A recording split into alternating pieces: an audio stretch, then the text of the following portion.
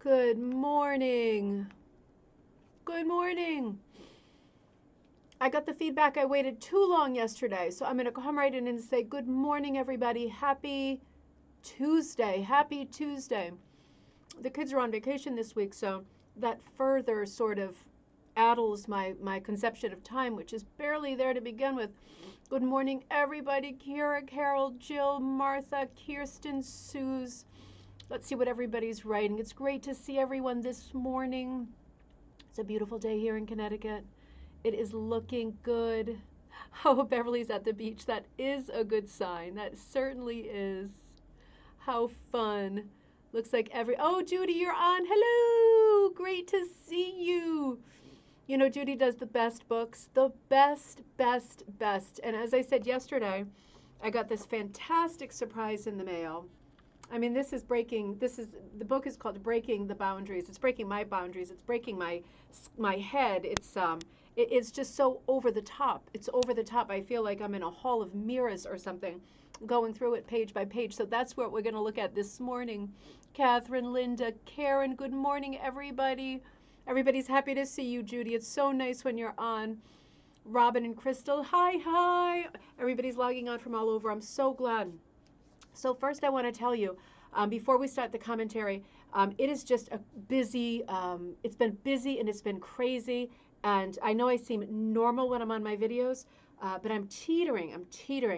And I think I'm going to take the rest of the week off. And I hate to do that to you, but the kids are off this week on vacation. My brain is teetering on the edge of insanity at the crossroads of not so good and heading to the bad place. So I'm going to tidy up my orders. I'm going to get all the orders out that came in over the weekend, which are great. I can't believe how many people ordered the sea monster, right? I took this little guy. He's on the floor. That's like a metaphor for like how things are right now. Things are just on the floor. I can't believe how many people ordered this as a kit. It made me so happy to see that many people watched the video with my sister and I. It was something different, and I'm always kind of testing the water. I know if I went and did like a video on latch hook or something like that, those get millions and millions of viewers. But I try to do different things that I think you will like, and that will be a little bit challenging, a little bit artsy, and make you think and inspire you. And for me, that was one of them. Hey, Chrissy. So thanks. Yeah, I'm right on the edge. Hey, Heather. So yeah, so I'm gonna get all the orders out, and then I think I'm gonna take back off to my mom's and figure out what to do for the next few days.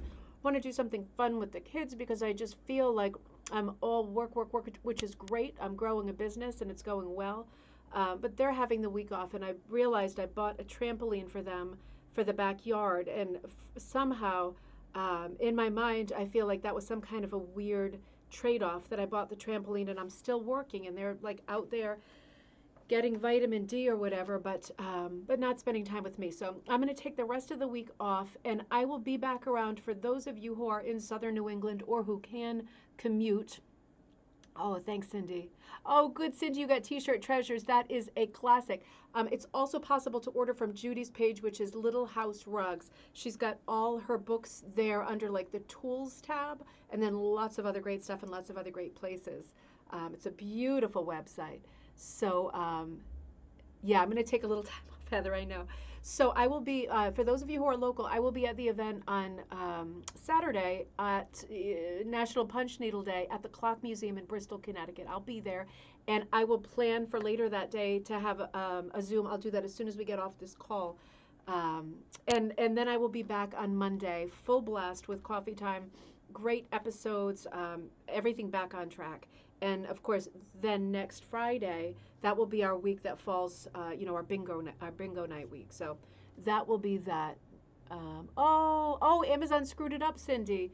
Amazon, they've been doing a lot of sneaky deakies for me lately with this is coming on this day and it doesn't, and it's super frustrating. Oh, that's nice. All right, so I'm a little bit crazy this morning. I'm a little bit emotional and crazy. Um, I've been dyeing these wools for the people who bought this thing, and those are coming out, and a few other things. Now I do have a great set of wools for you, a new set. that I accidentally dyed in 2 different weights. So those will be coming. I'm going to take a photograph of that because I want to show you before I check out for a few days. I want to show you the kit I have set up for those of you that want to try punch needle at a really affordable price. I'm going to put a kit up there that is super affordable with a punch needle that I've showed you several times with the handle. I ordered the handles all in peach because I thought that was maybe better than turquoise or fuchsia. And I've got all the hoops. They came in from Amazon. Those took a lot longer than they said they were going to take. But those non-slip Susan Bates hoops, hooplas, those are going to be great to start if you're just starting punching. With a selection of this farmer's market thing that I did, 16 colors that are like fruits and vegetable colors. And I have, I think, 6 or 8 designs that you can choose from to do a kit. So I'll be looking for that later today because those will pop up and I will be shipping those next Monday, this coming Monday. So all of those things are happening. Now, this book that Judy sent is just over the top. I mean, it really is. Breaking the Boundaries, the Rug Hooking Artistry of Sharon Johnston, and by Judy Taylor. And I have only just scratched the surface, as you can imagine, but this book is fantastic. I'm going to pull from it in a minute because it has a beautiful introduction. It has a beautiful introduction by Judy, but also a beautiful foreword by Elizabeth Herbert. And she writes quite a lot of beautiful things about the artist and sets the book up really well because this is a quite large book. This is the largest rug hooking book I've seen in a long time, and I know that every page is a gem. Over 225 pages. That is a lot of fun. That's a lot of evenings in bed, reaching for your nightside table and for this great book. So in the foreword, Elizabeth Herbert is talking a little bit about the genesis of rug hooking history. Now, Sharon Johnston is a fiber artist from Calgary. So a lot of this has a sort of Canadian flavor, which is so nice for this group because I know at least half of you are Canadians. Liz, can you bring 2 or 3 punch needle kits? Yep, I'll bring some punch needle kits to the museum on Saturday if you can be there. And if you can't, we're planning lots of other things too, and we will try to plan some stuff in different areas too, so we can all get together soon. It's getting to be that time, right? So Elizabeth says, you know, she sets up the book by talking briefly about the Grenfell mission, the sort of medical mission that became a great cottage industry and a great sort of supplementary income for the people who lived in that part of Labrador at that time. So she's touching on that history, and we touch on that a lot, and it never gets old. But I'm going to fly by there and talk about she gives a short history of Sharon's life, which is really interesting. A series of, I'm just paraphrasing because I want you to get the book, of course. A series of jobs at the Royal Bank. And at 18, Sharon takes off and elopes with Dennis Johnston and still has that last name, so I'm guessing it went pretty well. But it's so funny when you hear that, you know, people taking off and eloping. It's very Romeo and Juliet, isn't it? Very impulsive. It sets up for a great book because I can already tell that she is a spirited, fiery person with a lot going on inside of her. So that sets me up really good. They moved to British Columbia and settled down on a farm, and Sharon's working at a little jewelry store. And again, I'm paraphrasing, but here I'm going to read straight from what Elizabeth wrote and said, like all intellectually curious people, she, meaning Sharon, sought interesting conversation at every opportunity. The store owner's son was a student of languages, and Johnston was informally exposed to a wide variety of people and different cultures. So isn't this the kind of thing in life that sets you on a different track, right? Crossroads. I was just writing this in an email to Judy the other day. You know, it always brings me back to the Robert Frost poem about 2 roads diverging in a wood, and I'm not in a good emotional state to recite it. I'm right on the edge today. But the sort of beautiful imagery of there being more than one path and the other one only being partly trodden. When you have these moments in life in a jewelry store, having a conversation, who knows where it all begins. But it sets you up where, you know, you find yourself at a crossroad, and then you think of all the different directions you might go. Sometimes the road that you're on is the right road already, but in cases like this, it opens her up to all different kinds of thinking, all different kinds of culture, art, things that she hadn't yet been exposed to, having sort of run away and eloped at a fairly young age. So she begins making jewelry, which is fitting for a jewelry store, making small crafts, painting, and she ends up taking a rug hooking class. And it's not a huge success. It doesn't stick right out of the gate. And this is a story that we hear a lot in rug hooking that, back in the day, or even in this day, people taking a rug hooking class and being kind of overwhelmed with instruction and sort of drowning in instruction. It doesn't just have to be a rug hooking class. I used to teach stained glass and polymer clay and all kinds of things, and I always tried to be very careful that people were not drowning. Sometimes you can't see it. You can usually see it in the eyes, but otherwise you can't see it. They just check out mentally and emotionally, and then they're gone, and there's no coming back. So it's a shame in terms of teaching whenever this happens. So this happened to Sharon. She was overwhelmed. It was too many rules. Um, it was not inspiring. It was very narrow the way that it was presented to her. This whole big craft that we love, rug hooking, right?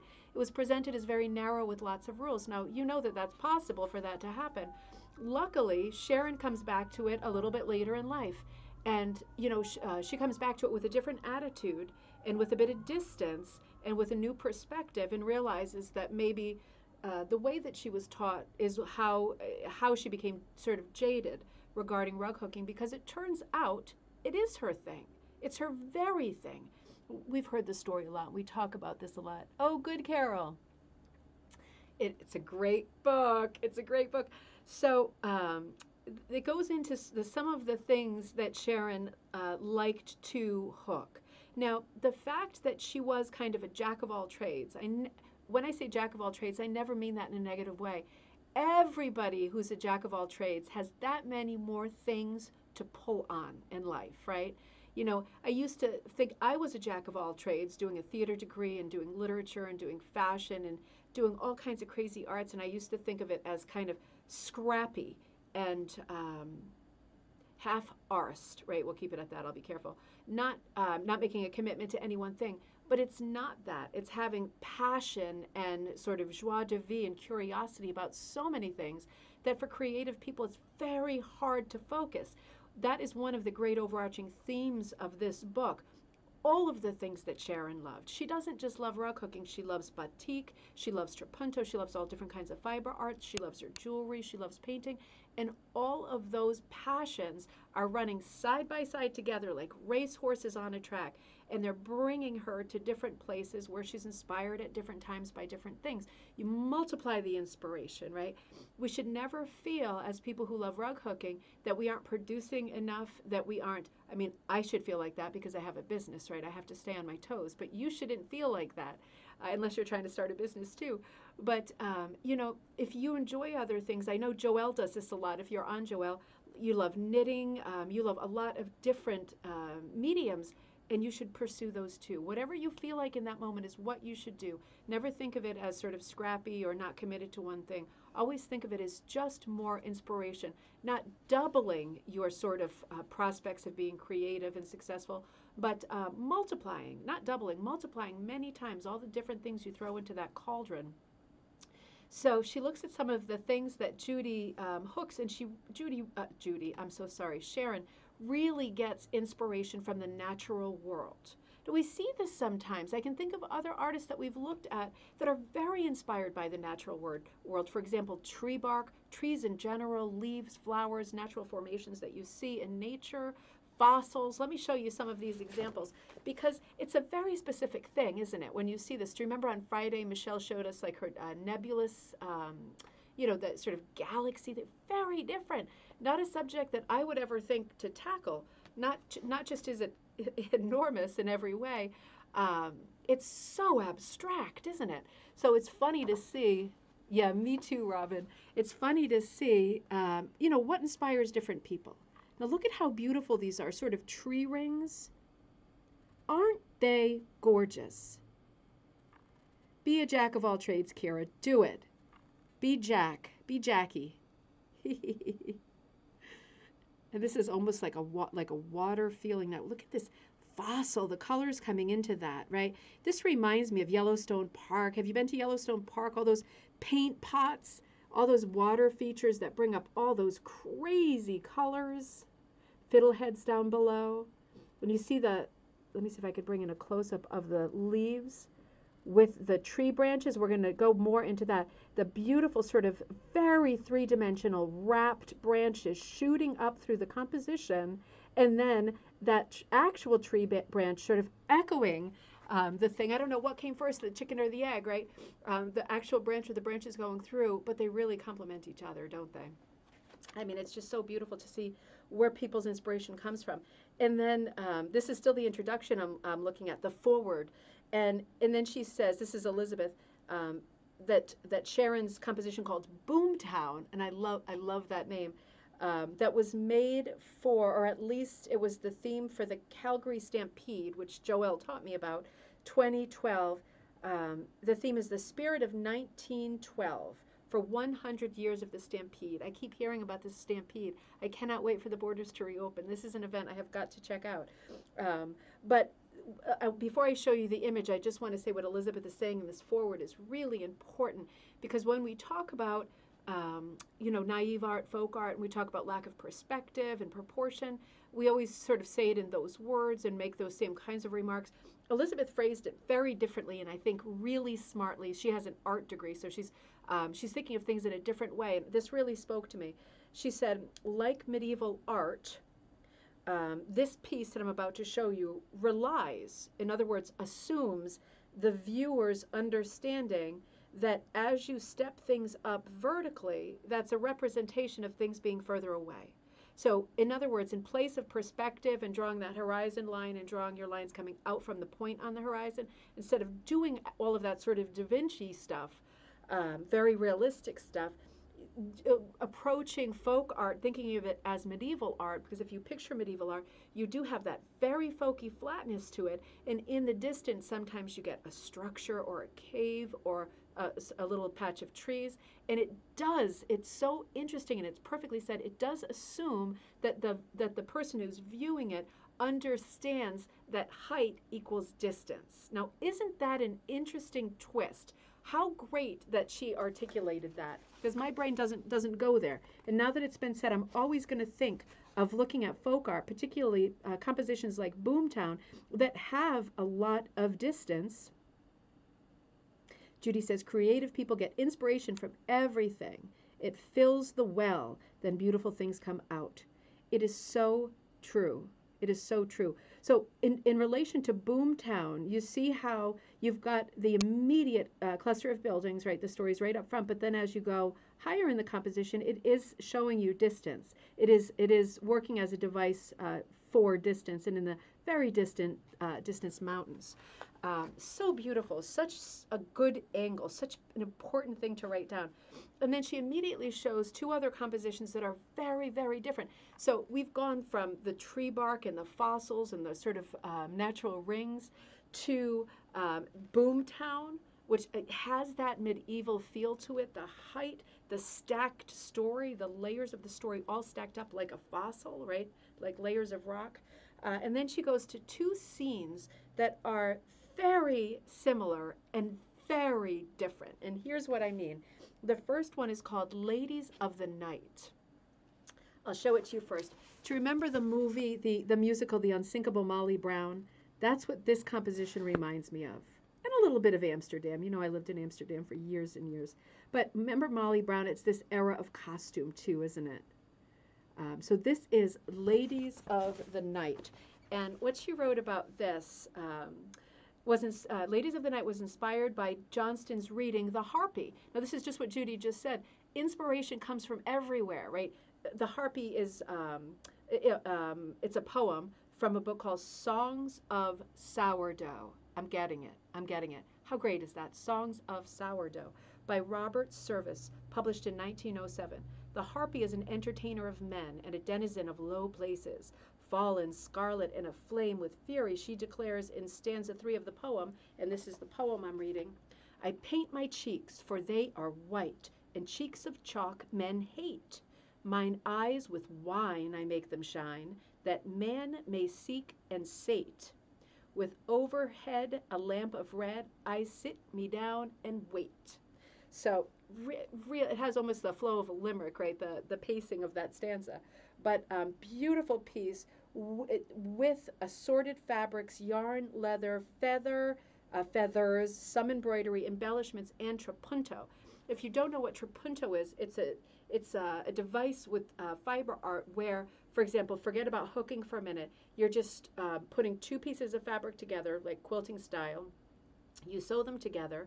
So in sewing them together, for example, say you sew a circle, then in the back fabric you cut it out a little bit and stuff it, right, with like stuffing, polyfill, whatever, and you give it a little bit of height. So that is raised a little bit, kind of like from the UK stump work, that kind of localized raising or lifting of part of an image. That is trapunto. And she has included trapunto in this piece, which I think is staggering. I'll show it to you one more time. I just noticed the great fringe. Oh, I'll never get used to this reverse. The great fringe on the coat. Where is it? Way over here. Way over here. There we go. See, it's all fringy. That's a nice way to sort of box that border out. I like the irregular shape of it, number one. And number two, I love that composition device of putting the guy with a sort of light, leathery, hidey coat with the fringe looking at the woman in the red dress, who's obviously the focal point. But his body language and the way that he's looking at her certainly brings you in terms of reading the piece, brings you right into the center to look at what he's looking at. That is so clever. And this is the other one, which, again, Ladies of the Night, and then Barn Dance. Now, these are both compositions that are packed with people, but this one is a lot more lighthearted, isn't it? I guess the fact that we know there's business happening here casts a sort of pall on it that's a little bit of a, maybe for some people naughty and exciting, and maybe for other people like a little bit dingy. This one, super bright. And Elizabeth in the foreword equates the composition of this one to a postcard. And if you see, what she means is that the border is broken. Sharon breaks the border at the bottom with the boots and the haystack with the guitar propped up on it with musical notes. Breaking the border is a great compositional device, right? It's like breaking the fourth wall in theater.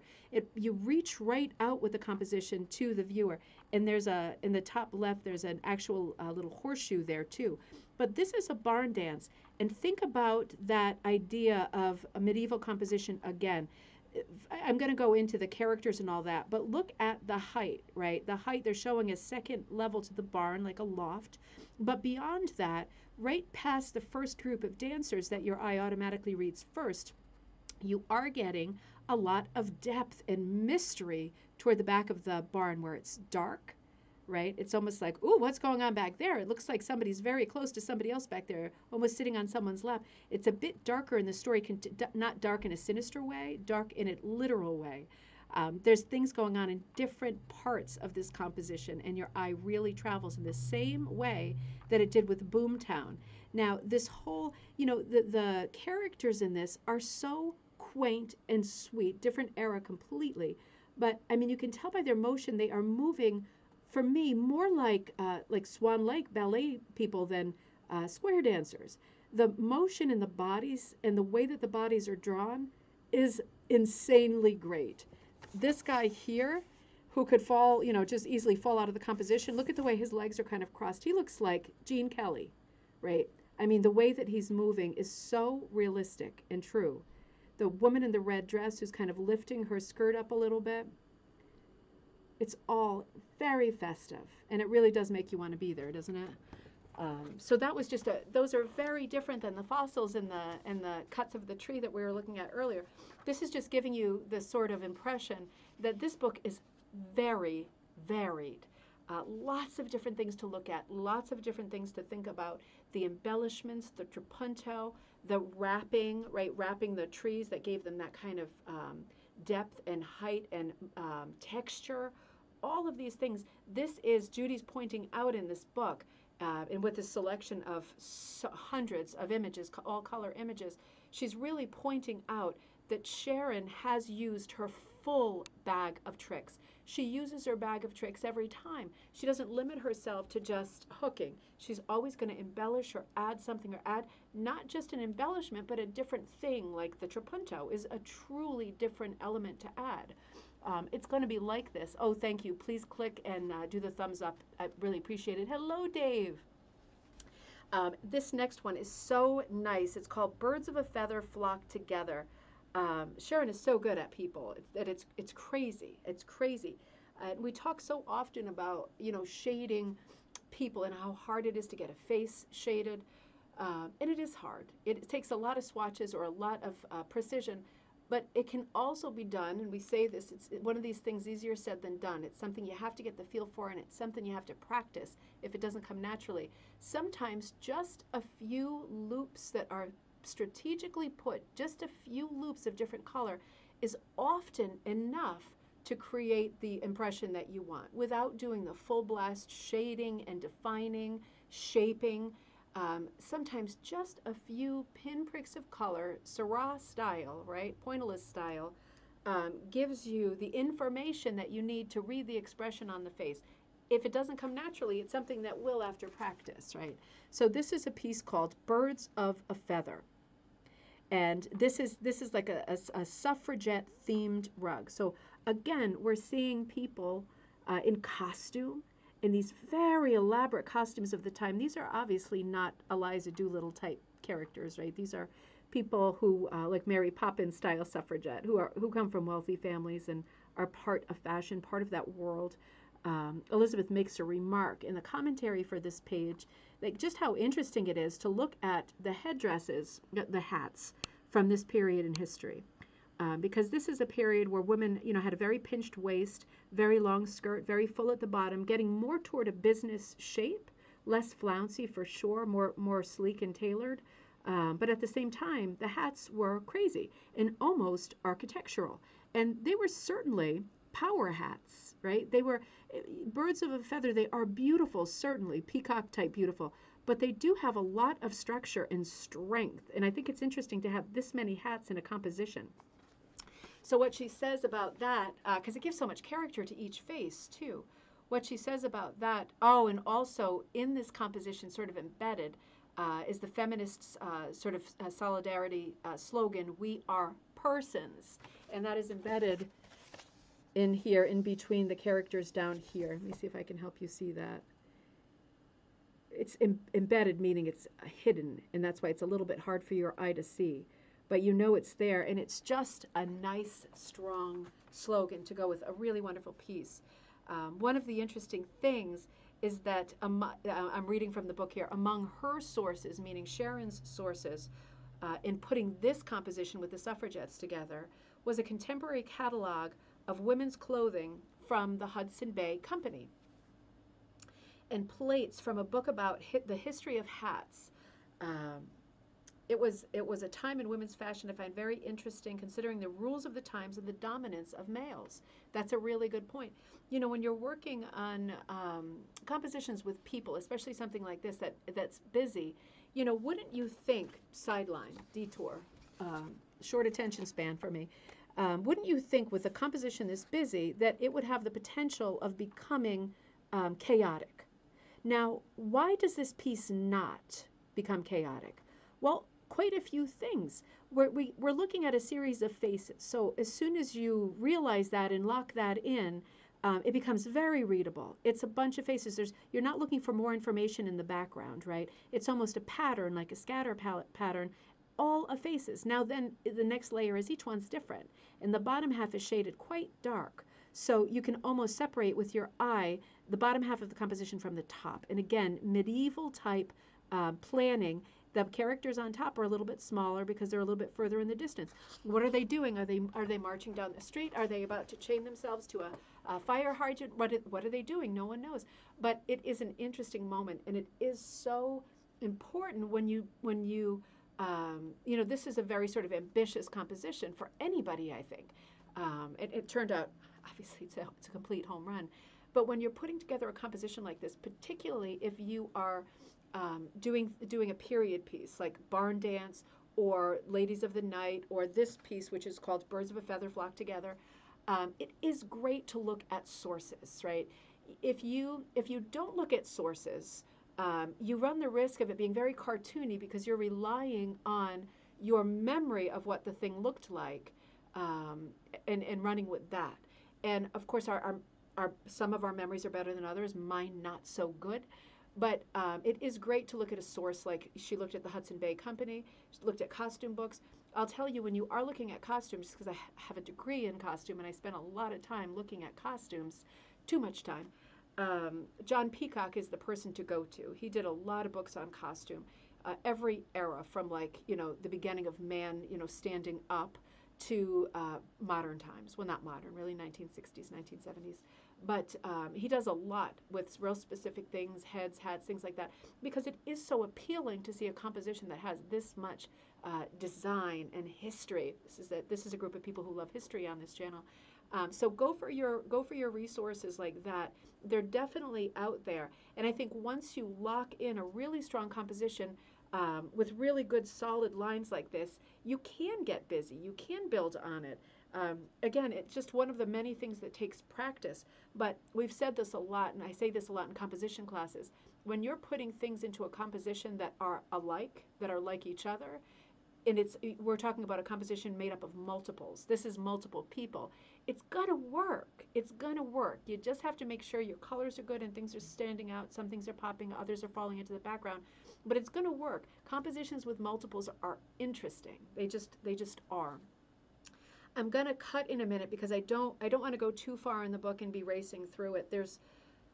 Well, I mean, this is how far I've got. I'm still in the foreword. But one other thing that I want to say that we'll come back to in the future when we look at this book is this next part I'm looking at is saying Sharon's most ambitious work to date is a group of 27 heads, collectively titled Of a Common Thread. That is a very nice theme, especially right now. They are exhibited in a traveling group show titled Women's Hands Building a Nation. So, celebrating the contributions of women to Canada on its 150th anniversary at the Galleria in Calgary in 2017. I'll show you a couple of these, and we'll look more at this because there are more of these heads later in the book. But you can see what a fine, fine, fine artist Sharon is. I mean, look at these skin tones. Look at the character that she's able to put into these faces. And if there's 27 of them, this is just 2 of them. What a great exhibit. Reminds me, yesterday my mom, if you're friends with me on regular Facebook, she forwarded this story about this red dress. Have you heard this story? You can probably Google it. This red dress that something like 200 people from 200 different countries have embroidered upon. So this one dress that is evolving, just becoming more and more and more and more elaborate because all of these hands are working on it. It's I think been 7 years in the making, but it keeps getting sent from one country to the next to different people in different places. It's obviously it represents an idea, a larger thought, a larger idea. It is a metaphor for getting together, for unity, for beauty, for things in common. But it's a wonderful project. I think it's just called The Red Dress. And if you like textiles at all, you are going to love this article. It's a beautiful project. And it has its own website, too.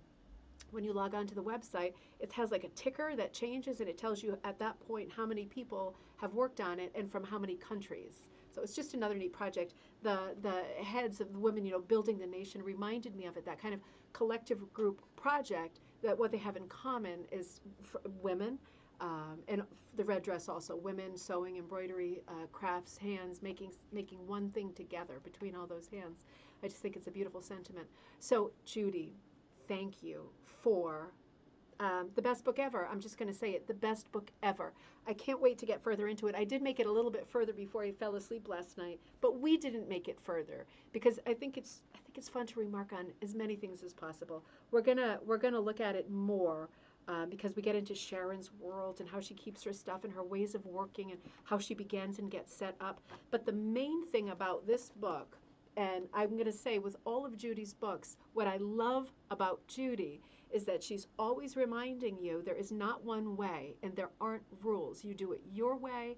You find the things that you like. You put them into your composition in your way, on your time, all you.